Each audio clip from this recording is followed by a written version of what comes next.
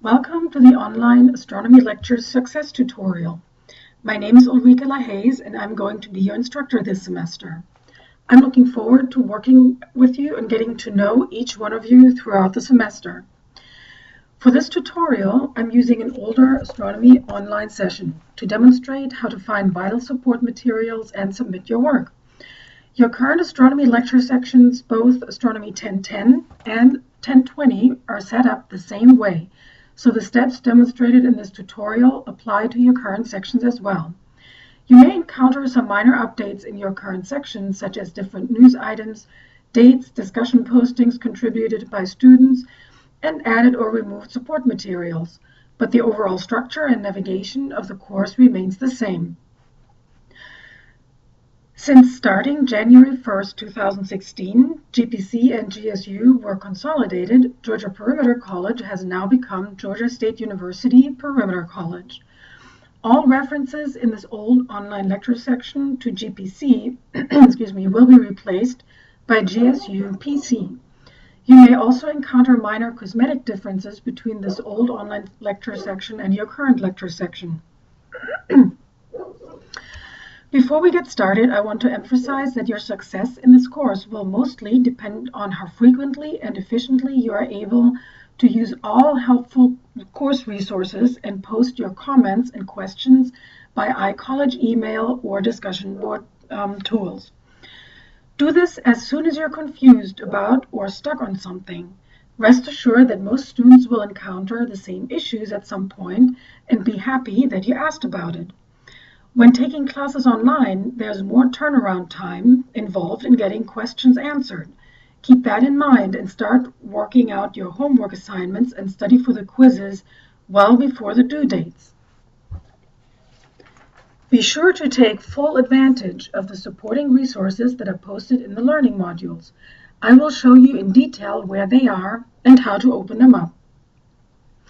In my experience, the most successful students are those that know all their resources and use them extensively. It doesn't matter a whole lot how much prior knowledge you have, as long as you're willing to work hard and seek help when you get stuck. Now that you've gone through the startup steps in the Getting Started module,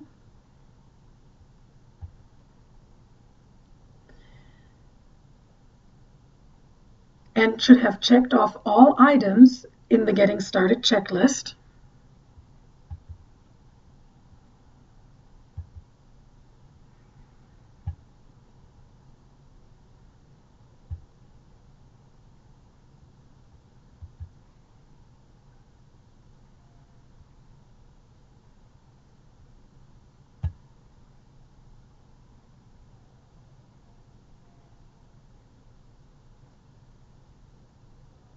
you should see all quizzes under the Quizzes tab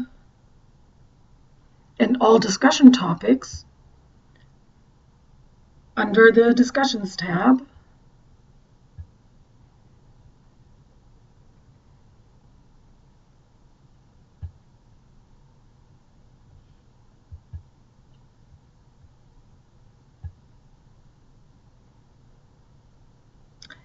And all learning modules under the Content tab.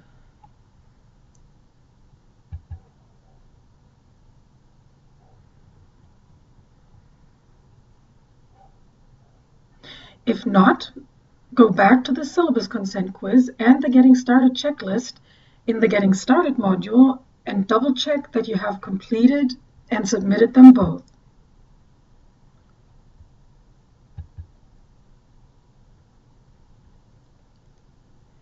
Syllabus consent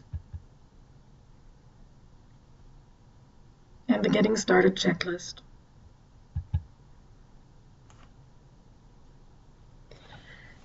The astronomy online lectures are partitioned into learning modules, also known and abbreviated as LMs. You can access all LMs through the Content tab. Astronomy 1010 has 12 LMs, so you have a little over a week to work out each one. Astronomy 1020 has 14 LMs, which works out so that exactly one LM is due each week. Each learning module, or LM, consists of a reading assignment that includes the relevant chapters of the textbook and the course notes, sometimes also referred to as study guide, that are posted in the LM directly following the reading assignment. Since this tutorial uses an older section your current reading assignment will refer to your current textbook. So do not use the textbook that is referred to in this reading assignment.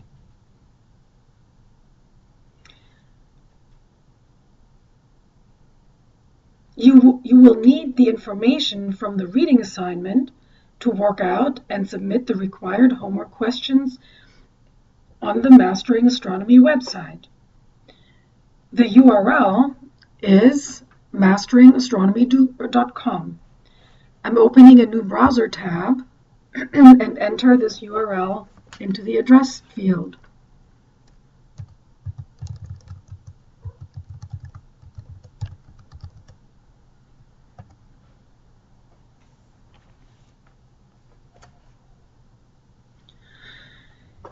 When you first log in as a student, you will need to have an access code.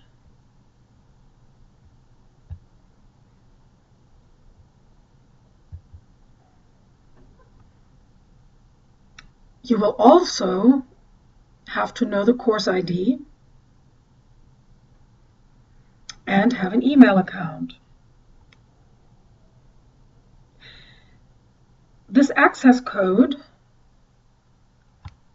came with your textbook if you bought it new from a GSU PC bookstore. If you bought a used book or rent a book, then you can buy an access code directly from here from the Mastering Astronomy website.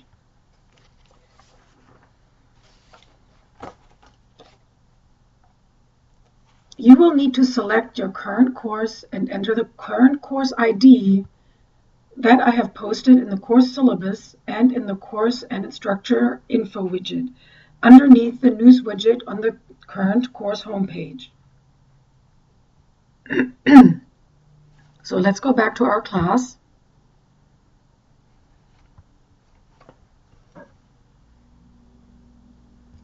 And let's go back to the LMs.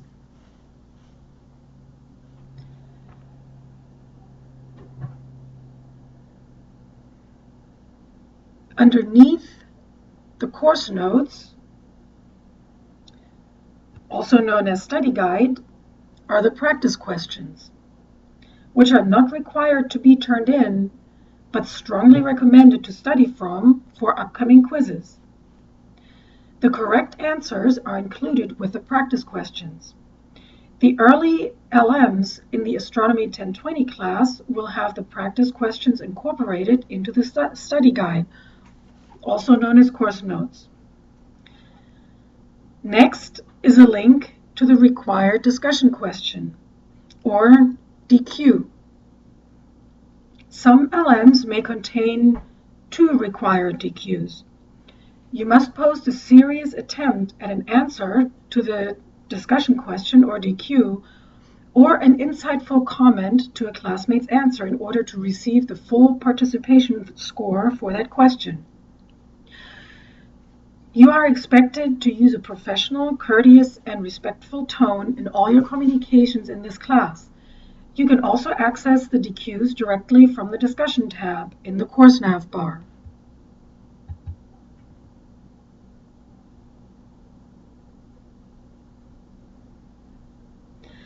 Your LMs may or may not include a checklist.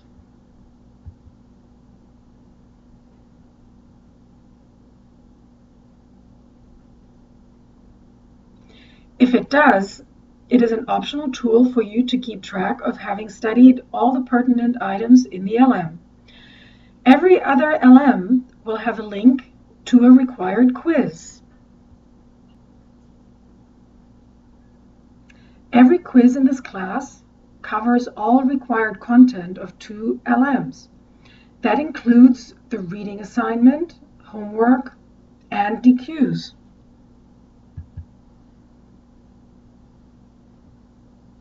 You can also access all quizzes from the Quizzes tab.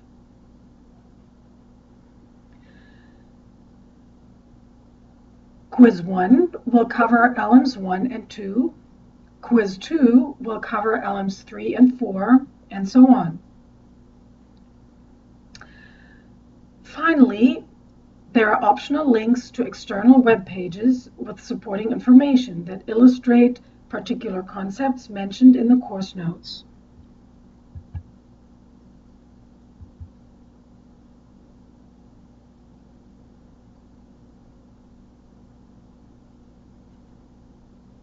They may include images, animations, and YouTube videos. I want to make one important point here. The course materials are always subject to being updated based on new developments in astronomy or astronomy education. Your current class may have additional elements or activities listed in the LMs. They will always be labeled as required, which will count toward your course grade, or optional, which will not count.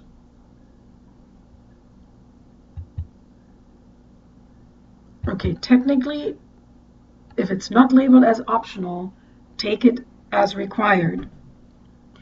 Be sure to go through the links in your current LMs closely and send me any questions that you have.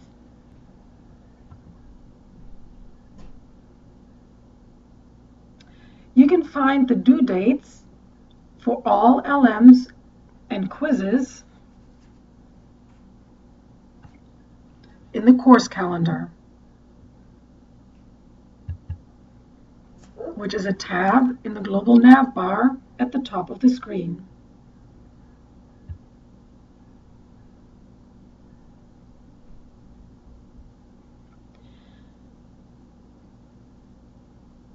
Double check which course section is displayed in the line underneath the current month. If you don't see your current section, click on the little black drop-down arrow to the right and select your current section.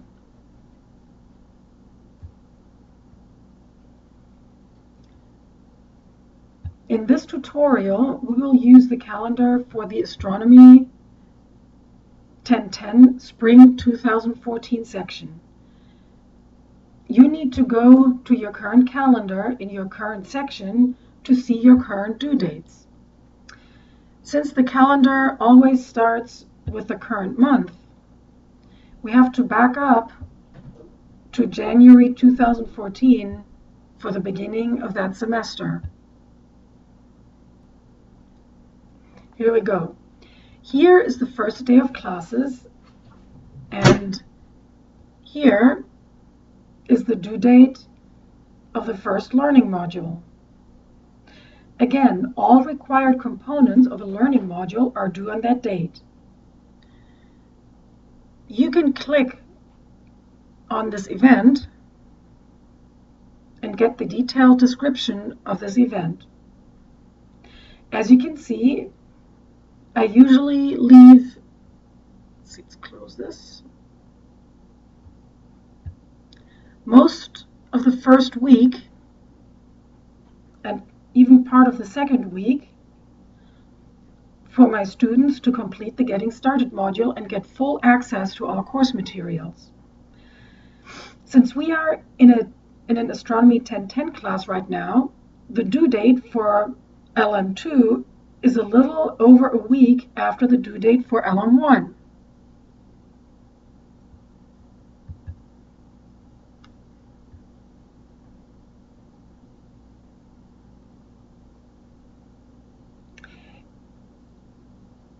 Remember that Astronomy 1010 has only 12 LMs, whereas Astronomy 1020 has 14 LMs. That's why the learning modules in Astronomy 1010 are spaced out a little bit further. In Astronomy 1020, the learning modules are due exactly on the same day each week, because there are exactly 14 weeks lecture time in the semester. not counting the first week intro and finals week. You can also see the days Quiz 1 is available. It opens on the due date of Learning Module 2 and will remain open for a week.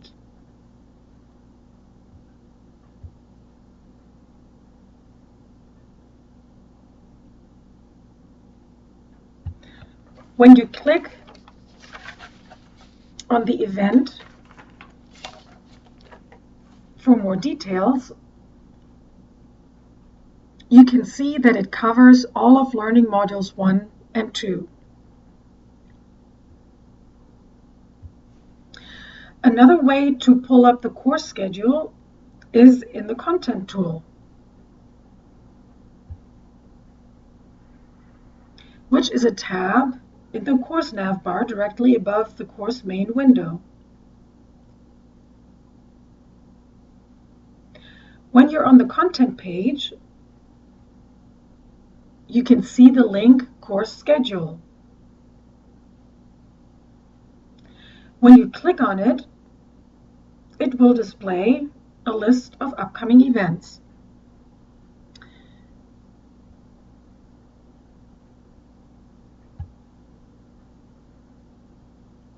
Again, we're in the Spring 2014 section here, so the events we have to back up to Spring 2014. You can change this to the full schedule for your current class with this button that I just used. And there's a print option on the upper right. This brings us to the end of the Astronomy Online Lecture Success tutorial. Be sure to log into class every day if you can, but at least 3 times a week, so you can stay on top of the coursework and find out about any changes as soon as they are announced. Start any coursework well ahead of the due date so you can post or email any questions and receive an answer back before the due date. Keep in mind that there is a certain turnaround time with online communications, which may be longer on weekends and holidays. By all means, try to find classmates that are available when you are as study partners. You will gain a deeper understanding of the concepts and their connections when you explain them to someone else in your own words. You can also write out your own notes in your own words using the reading assignment, homework, discussions, and practice questions. And don't be shy about emailing or posting any question at any time. You can be sure that many of your classmates will be confused about the same thing. The more questions are being asked, the more active the class will be, and it will benefit everyone.